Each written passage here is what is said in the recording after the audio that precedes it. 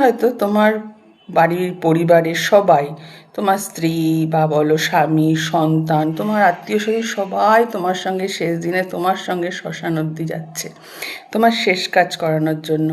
তখন অন্যরা ভাবছে যে বাহ, কি সুখী না, সবাই আছে ওর পাশে।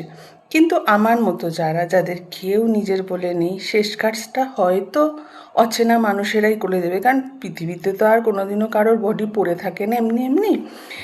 শেষ কাজ করে দেবে। তখন হয়তো অনেকেই বলবে, দেখো এত হাসি খুশি থেকেও ওকে ওর নিজস্ব কেউ এসে ওর পাশে দাঁড়ালো না। কিন্তু একবার ভেবে দেখো, পাশে দাঁড়িয়েও কি লাভ?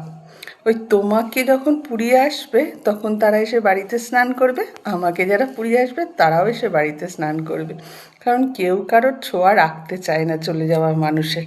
তাহলে আমার কাছ থেকে তো আমার কাছে এটাই ভালো, নিজের লোক আগেই সরিয়ে দিয়েছি।